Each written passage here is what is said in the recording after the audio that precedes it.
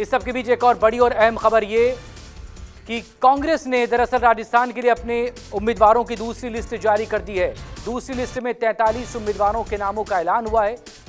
बड़ी खबर इस वक्त आपके सामने। राजस्थान विधानसभा चुनावों के मद्देनजर कांग्रेस की तरफ से एक और लिस्ट जारी कर दी गई। इस दूसरी लिस्ट में 43 उम्मीदवारों के नाम शामिल हैं। इससे पहले कांग्रेस की तरफ से राजस्थान विधानसभा चुनावों के मद्देनजर पहली लिस्ट जारी की गई थी और उसमें मुख्यमंत्री अशोक गहलोत से लेकर सचिन पायलट और तमाम बड़े नेताओं के नाम शामिल थे। तो अब कांग्रेस की तरफ से राजस्थान विधानसभा चुनावों के मद्देनजर 43 उम्मीदवारों की ये दूसरी लिस्ट जारी हो चुकी है। इस दूसरी लिस्ट में 43 उम्मीदवारों के नामों का ऐलान।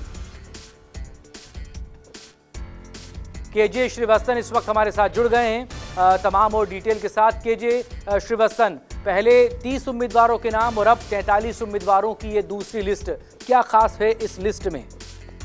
जी देखिए, पहले जो पहली सूची जारी हुई थी उसमें राजस्थान के मुख्यमंत्री अशोक गहलोत, सचिन पायलट, पीसीसी अध्यक्ष गोविंद सिंह डोटासरा जैसे तमाम पार्टी के बड़े नेताओं के नाम थे। और जो ये अब दूसरी सूची जारी हुई है उसमें पार्टी ने एक बार फिर से अपने जो सिटिंग विधायक है उनको टिकट देने में उसने प्रायोरिटी की है, क्योंकि बीडी कल्ला जो कि राजस्थान सरकार के मंत्री हैं, गोविंद राम मेघवाल ये भी राजस्थान सरकार के जो मंत्री हैं, तो इस तरह के जो सिटिंग एमएलए थे उन सबको इस पूरे लिस्ट में जगह दी गई है। हाकिम अली, ये एक और जो फतेहपुर से है उन्हें टिकट दिया गया है। सुरेश मोदी, यानी कि टिकट इस बार नहीं काटा गया। जुबेर खान भी इनका नाम है, भजन लाल जाटव, ये सब राजस्थान सरकार के मंत्री हैं, क्योंकि पहली सूची में राजस्थान के केवल 6 मंत्री जो अशोक गहलोत सरकार के थे उनका नाम शामिल था।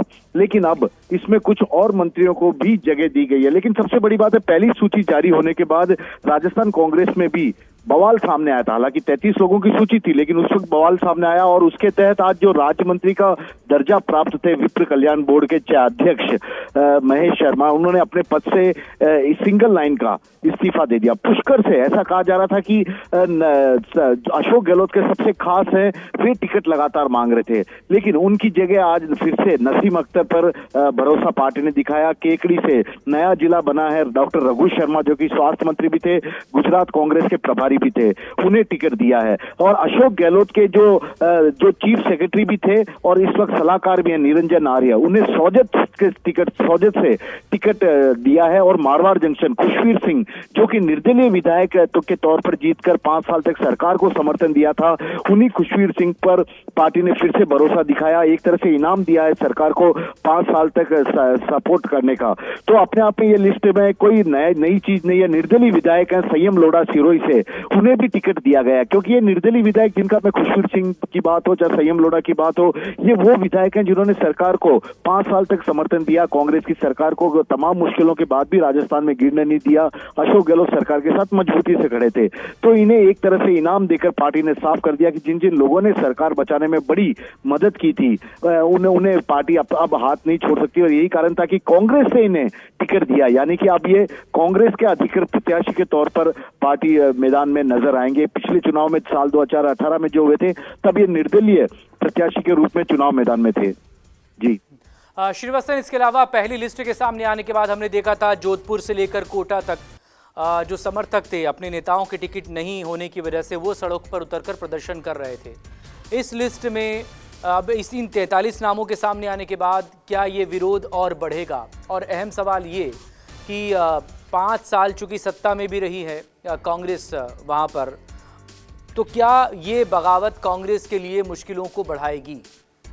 जी देखिए, कांग्रेस के लिए मुश्किलें इस बार बहुत ज्यादा वाली नहीं कही जा सकती। हालांकि इस बात को लेकर नाराजगी है कि राहुल गांधी ने साफ तौर से कहा था कि नए जो उम्मीदवार हैं उन्हें टिकट दिया जाएगा, नए चेहरों को मौका दिया जाएगा। हालांकि नए चेहरों को मौका नहीं दिया, लेकिन जो रिपीट किया गया, सिटिंग एमएलए का टिकट नहीं काटा गया, तो अपने आप में बड़ी बात है कि सिटिंग में जब किसी भी प्रत्याशी का एमएलए का टिकट नहीं कटा तो फिर किस तरह से जो उम्मीदवार जिन्हें उम्मीद थी कि टिकट मिलेगा वे जरूर थोड़े निराश हुए हैं और वे जरूर थोड़ा हल्का फुल्का आंदोलन कर सकते हैं। लेकिन जो सिटिंग एमएलए के विरोध की बात कही जा रही थी कि उनके खिलाफ माहौल बना हुआ है, लोग उनसे नाराज हैं, पार्टी ने कम से कम उन्हें इनाम ही दिया है इस सूची में शामिल करके, लेकिन जो उम्मीद कर रहे थे कि उन्हें भी इस बार मौका दिया जाएगा, उन लोगों को बड़ी निराशा कांग्रेस की इस लिस्ट से सामने आई है। श्रीवत्सन, लेकिन जैसा कि आप कह रहे हैं कि जो सिटिंग एमएलए हैं उन्हें फिर से मौका दिया गया है, लेकिन बहुत से नाम इसमें वो नजर आ रहे हैं जो कि पिछला चुनाव लड़े थे, जीत नहीं पाए थे। ठीक है, हार जीत का एक अंतर मायने रख सकता है कि उन्हें एक और मौका दिया जाए, लेकिन जो दूसरे और दावेदार थे, क्या वहां पर फिर इस बारे में इस बात को लेकर नाराजगी हो सकती है या विरोध हो सकता है, जैसा हम देख रहे हैं पहली लिस्ट के बाद भी? जी देखिए, यहाँ पर जो लिस्ट सामने आ रही है उसमें लगभग मतलब अगर मैं कहूँ तो 80% से ज्यादा वो उम्मीदवार हैं जो कि एमएलए हैं इस वक्त। तो ऐसे में ऐसा नहीं कहा जा सकता कि किसी का टिकट कटा है, उनके टिकट काटकर किसी नए को जगह दी गई है।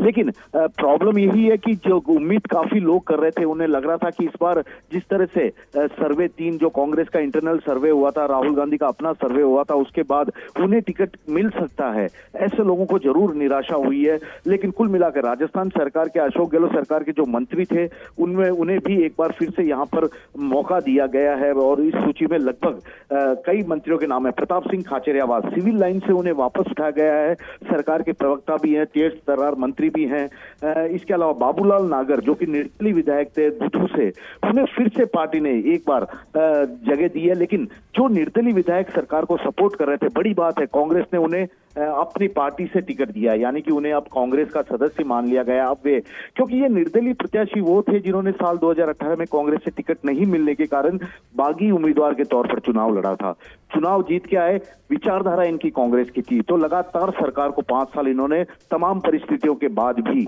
अपना सपोर्ट जारी रखा था। तो ऐसे में अब इन्हें एक तरह से इनका वनवास खत्म हो गया, क्योंकि जब भी कोई बागी बनता है तो पार्टी उन्हें 6 साल के लिए निष्कासित कर देती है, लेकिन 5 साल में ही इनका राजनीतिक वनवास एक तरह से कांग्रेस ने खत्म कर दिया है और इन्हें एक बड़ा इनाम भी दिया है इस सूची के जरिए अपनी फिर से पार्टी में शामिल करते हुए। अच्छा, वो लगातार पिछले दिनों श्रीवत्सन हम देख रहे हैं, चाहे वो अशोक गहलोत हो या फिर सचिन पायलट हो, वो हर बार हर मंच से ये बातें साफ करते हैं कि दोनों साथ में हैं और कांग्रेस पार्टी एकजुट होकर चुनाव लड़ रही है और दावा ये कर रहे हैं कि इस बार भी हम सरकार बनाएंगे। खैर, वो नतीजे डिसाइड करेंगे, लेकिन लिस्ट में इक्वेशन क्या नज़र आ रही है? क्या सचिन पायलट जो कि अब तक नाराज चल रहे थे, पहली लिस्ट में भी बहुत संतुष्ट दिखे, वो अपने समर्थकों को टिकट दिलाने में वो कामयाब रहे हैं? जी देखिए, लिस्ट कांग्रेस की जारी होने से पहले ही जहां अशोक गहलोत ने कहा था कि राजस्थान की सरकार को साल 2020 में अपनी ही यानी कि खुद की पार्टी के जो विधायक 19 विधायक मानेसर चले गए थे, सचिन पायलट के समर्थक, अपनी सरकार को अल्पमत में बनाते हुए, अशोक गहलोत ने साफ कहा था मैंने तो उनके टिकट का भी काटने की बात नहीं कही है। उसी तरह सचिन पायलट का इसके इमीडिएटली बाद बयान आया कि जिन लोगों ने पार्टी के निर्देश का पालन नहीं करते हुए पैरेलल सीएलपी की बैठक बुला ली थी, उनके टिकट को काटने के लिए भी उन्होंने पार्टी आलाकमान से निकाला, यानी कि दोनों तरफ से एक तरह से बड़ी अंडरस्टैंडिंग हुई है। और इस बीच एक और बड़ी खबर है कि आज मुख्यमंत्री अशोक गहलोत के ओएसडी लोकेश शर्मा सचिन पायलट से जाकर मिल के आए, उनके घर पे जाके मिल के आए। राजनीतिक कारण भी निकाला जा सकता है, इसका अर्थ भी निकाला जा सकता है कि अशोक गहलोत का बड़ा संदेश सचिन पायलट तक पहुंचाने गए, क्योंकि आमतौर पर देखा जाए अशोक गहलोत सचिन पायलट आपस में एक दूसरे के पास जाकर मिलते नहीं है, मुलाकात नहीं करते, केवल राहुल गांधी, सोनिया गांधी, प्रियंका गांधी आती तब एक मंच पर नजर आते हैं।